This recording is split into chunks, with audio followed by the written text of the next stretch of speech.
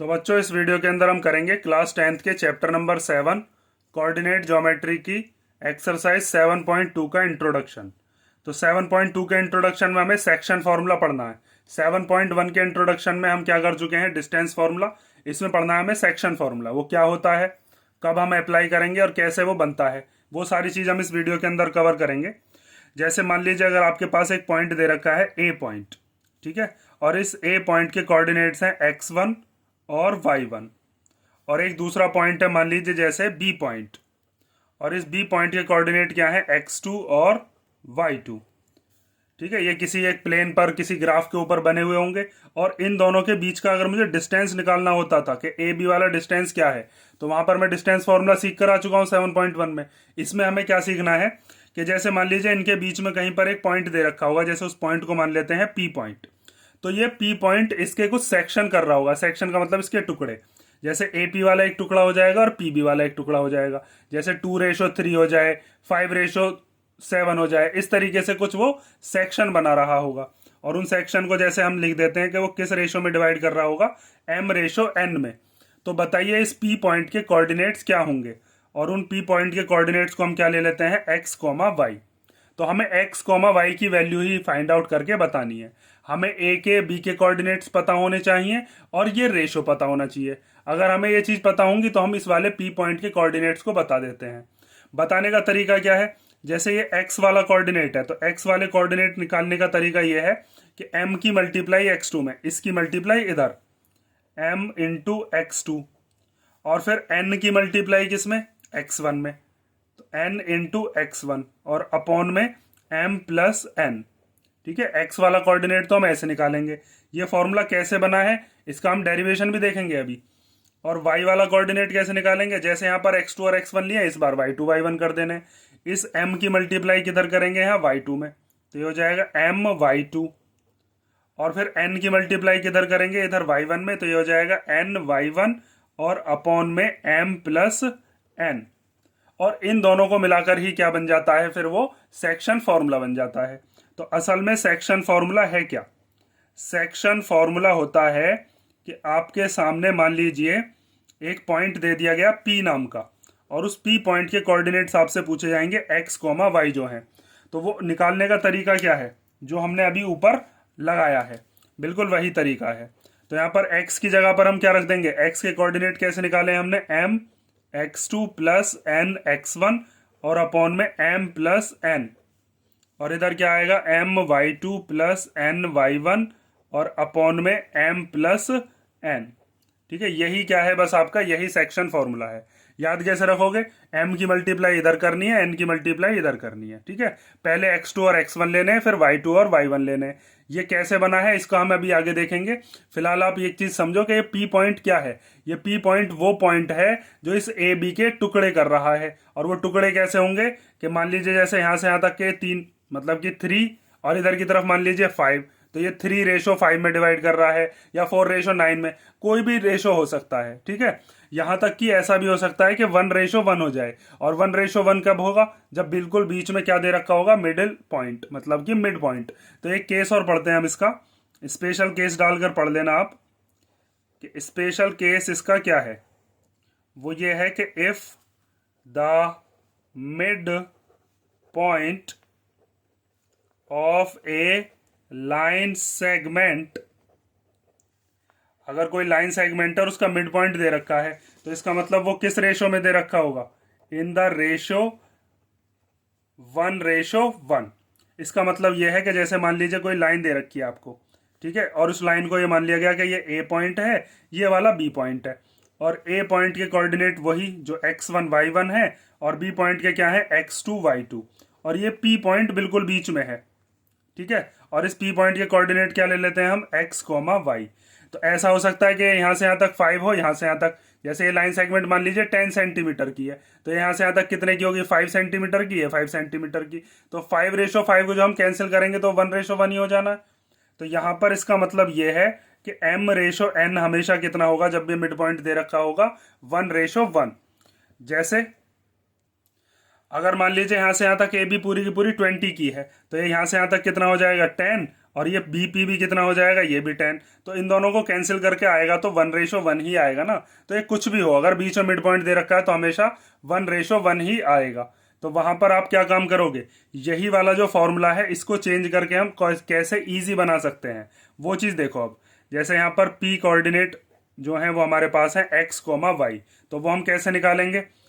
यहां पर हम m और n की जगह पर, ये जो m और n है इनकी जगह पर क्या रख देंगे, 1 रख देंगे, यहां पर भी 1 रख देंगे। तो ये हो जाएगा 1 इंटू x2 प्लस n की जगह भी कितना आ जाएगा 1, क्योंकि रेशो कितना है 1:1। तो ये हो जाएगा 1 इंटू x2 सॉरी x1, और अपॉन में क्या आ जाएगा 1 प्लस 1, क्योंकि m प्लस n कितना है यहाँ पर 1 प्लस 1 है। और ऐसे ही दूसरा वाला कोऑर्डिनेट क्या हो जाएगा, वो हो जाएगा 1 into y2 plus 1 into y1 और अपॉन में 1 प्लस 1। तो यहां से हम ये मिड पॉइंट फॉर्मूला एक तरीके से हमारे पास बन गया, जो कि सिंपलेस्ट वे में आप कैसे लिख सकते हो, इसको हम लिख सकते हैं x2 की जब 1 में मल्टीप्लाई करेंगे तो x2, और फिर x1 की जब 1 में मल्टीप्लाई करेंगे तो x1, और अपॉन में कितना है 2। ऐसे यहाँ पर y2 और यहाँ पर क्या बचा y1, तो y2 प्लस y1 अपॉन 2। ये हो गया आपके पास इसका सेक्शन फॉर्मूला का मिड पॉइंट वाला केस। इसके अंदर क्या होगा, जैसे आपके सामने ये वाले कोऑर्डिनेट्स दे रखे होंगे, x1 y1 दे रखे होंगे, x2 y2 दे रखे होंगे, सीधी सिंपल उनकी वैल्यूज यहाँ पर रखकर 2 से डिवाइड कर देना। जैसे मान लीजिए यहाँ पर ये दे रखा है 3, 5 और ये दे रखा है मान लीजिए 8, 10। तो यहाँ पर आपको क्या रखना है, x2 प्लस x1 की जगह पर क्या रख देंगे 8 प्लस 3/2, ठीक है। और y2 प्लस y1 की जगह पर क्या रख देंगे 10 प्लस 5/2, ठीक है। इस तरीके से सिंपल फॉर्मूला हो जाएगा। और अगर आप चाहो ये वाला फॉर्मूला लगाओगे तब भी वही बात बैठेगी, तब भी वही आंसर आएगा, ठीक है। तो ये याद रखना, स्पेशल केस में जब 1:1 दे रखा हो तो इतना लंबा फॉर्मूला लगाकर आप इसको भी लगा सकते हो। इसको ऐसे भी लिख सकते हो x1 plus x2/2, y1 plus y2/2, plus में ही तो लिख रहे हैं, कोई दिक्कत नहीं है उससे। तो ये हो गया आपका सेक्शन फॉर्मूला। अब ये बना कैसे, इसका डेरिवेशन और देखते हैं हम, ठीक है। सेक्शन फॉर्मूला ये वाला है, इसको ध्यान रखना, बहुत इंपॉर्टेंट है, क्योंकि इसके बिना आप एक्सरसाइज नहीं कर पाओगे, ठीक है। ये हो गया सेक्शन फॉर्मूला। अब इसका डेरिवेशन और देखो चलो। तो जैसे हमने एक ये कार्टेशियन प्लेन बना लिया, इसमें ये वाला है मान लीजिए x एक्सेस, ये वाला है y एक्सेस, और यहाँ पर मान लेते हैं ये ओरिजिन पॉइंट है, ठीक है। यहाँ पर हम 2 पॉइंट ले लेते हैं जैसे अभी हमने पीछे लिए थे। जैसे मान लीजिए ये पॉइंट हो गया आपका a पॉइंट, और एक पॉइंट मान लेते हैं यहाँ पर कहीं जिसका नाम क्या है, मान लीजिए b पॉइंट, ठीक है। और a और b को ज्वाइन करती हुई एक हमने क्या बना दी, लाइन सेगमेंट बना दी। तो ये हो गई लाइन सेगमेंट, ठीक। अब उसके बाद ये कहता है कि मान लीजिए यहाँ पर कहीं बीच में एक पॉइंट होगा जिसका नाम क्या दे देते हैं, p पॉइंट नाम दे देते हैं, चलो ठीक है। तो ये p पॉइंट जो है ये इसको किस रेशो में डिवाइड करता है, वो हम मान लेते हैं m/n, जो अभी हमने पीछे देखा भी है।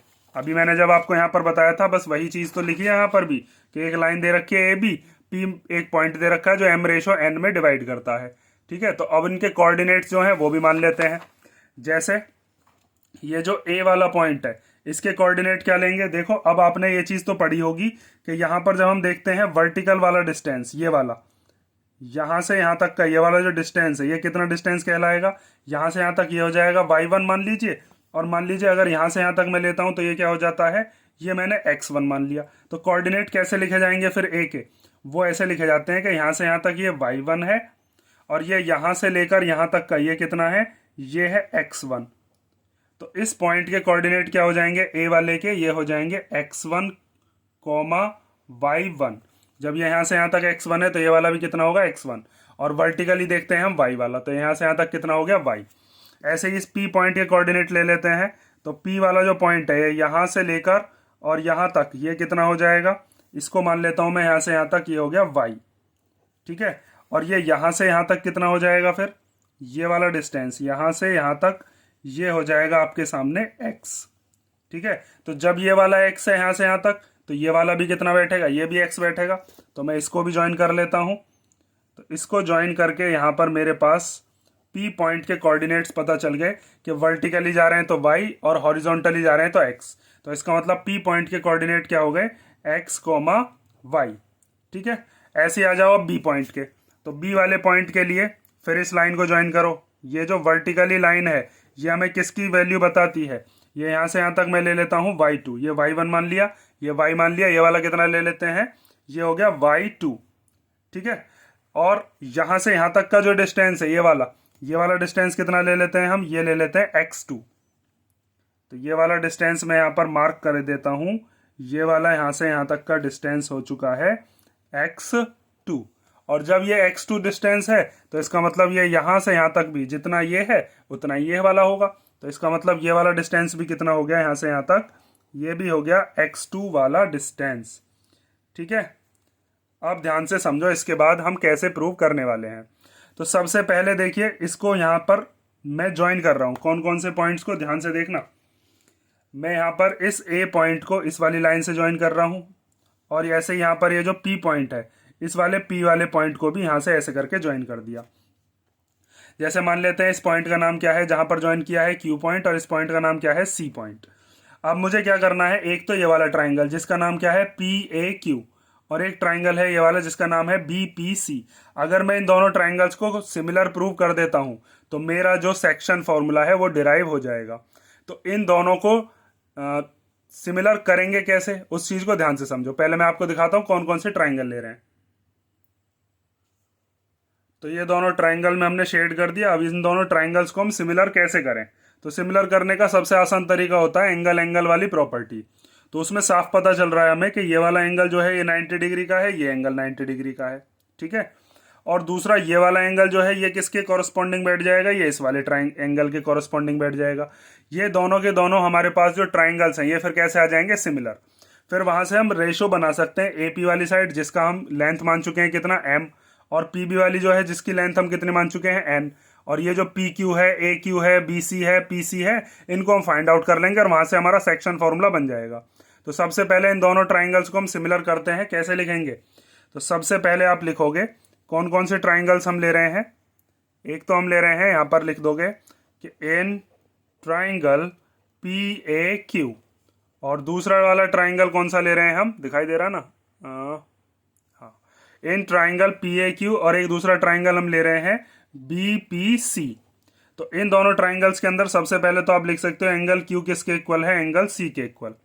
Angle Q equal to angle C, क्योंकि ये दोनों कैसे हैं, ईच 90 डिग्री। उसके बाद हम लिख सकते हैं, जैसे मान लेते हैं इस वाले एंगल का नाम दे देता हूं मैं 1 और इसका नाम क्या दे देता हूं 2।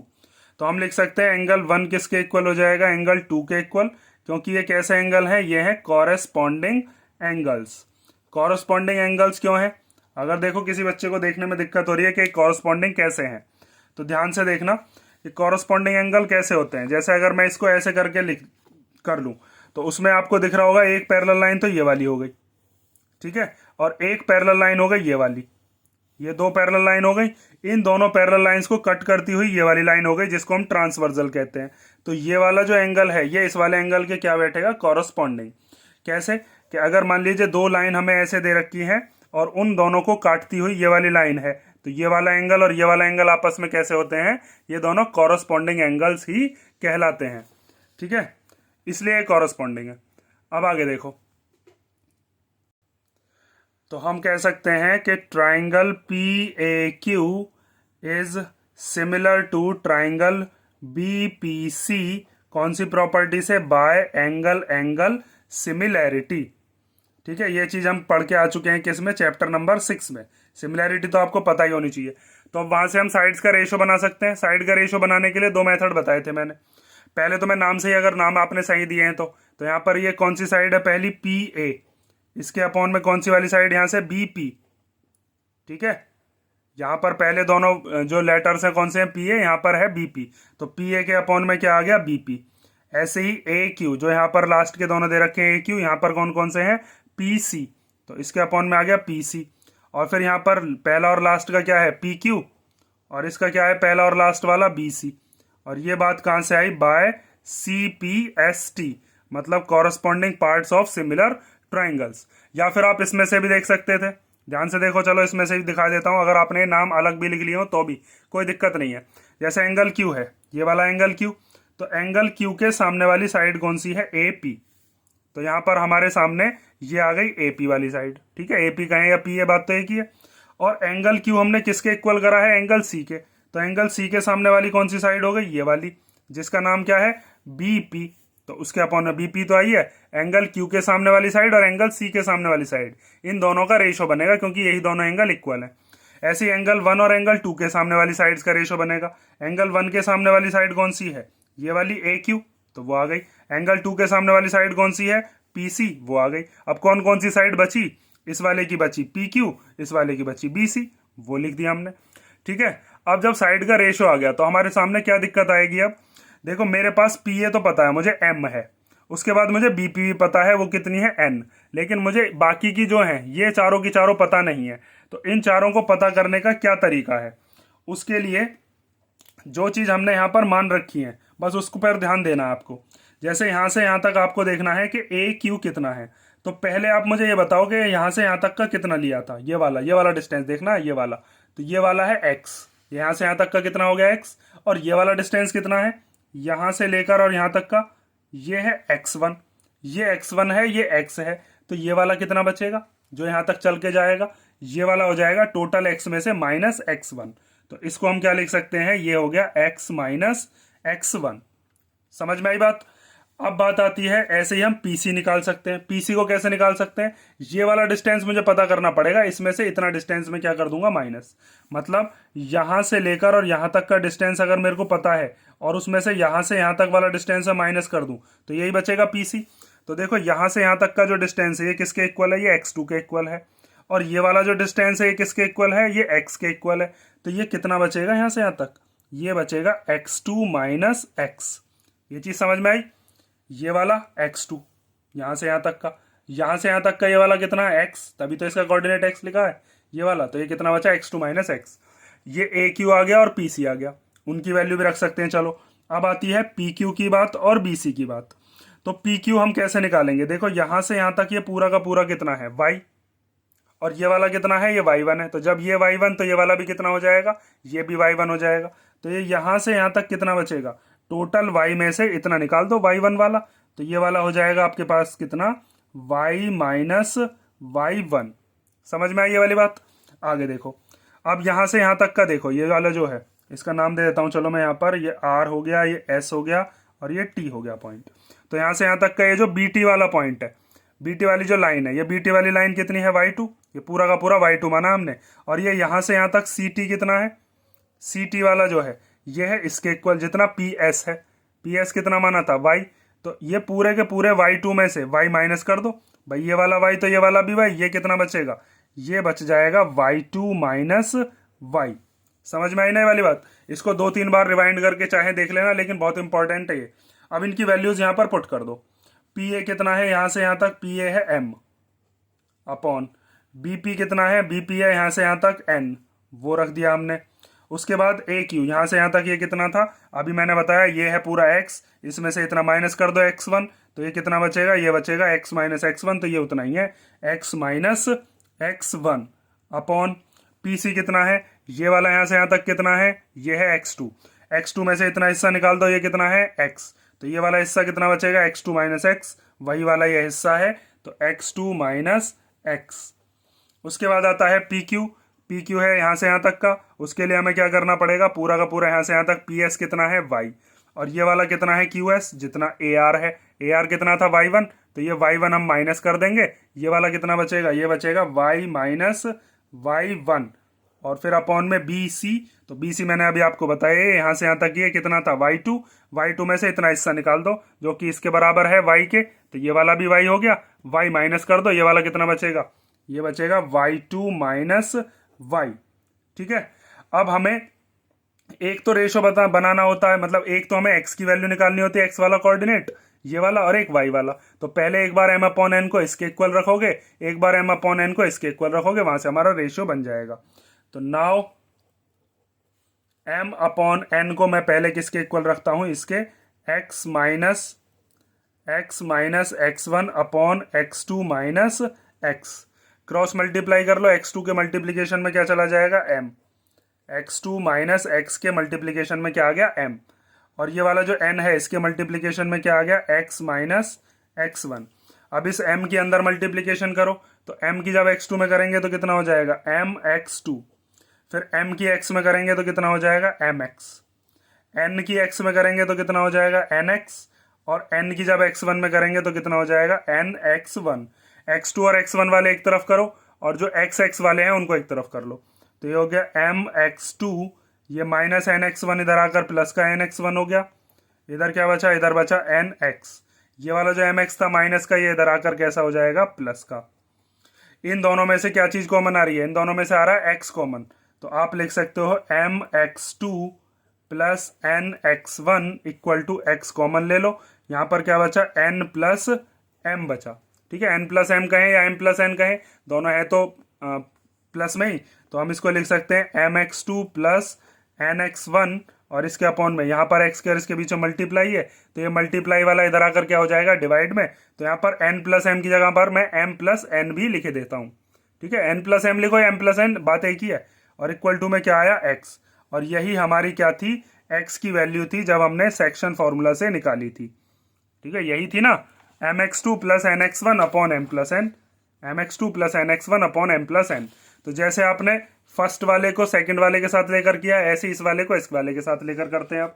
इन दोनों से भी हमारी कितनी वैल्यू आएगी, my2 plus ny1 upon m plus n, और हमारा ये डेरिवेशन कंप्लीट। तो देखो इस बार हम क्या काम करते हैं, इस बार m अपॉन n के इक्वल में लेते हैं ये वाला। तो आप लिखोगे m upon n equal to y minus y1 upon y2 minus y। इसकी मल्टीप्लीकेशन इधर हो जाएगी m में, y2 माइनस y की, और n की मल्टीप्लाई हो जाएगी किसमें, y माइनस y1 में।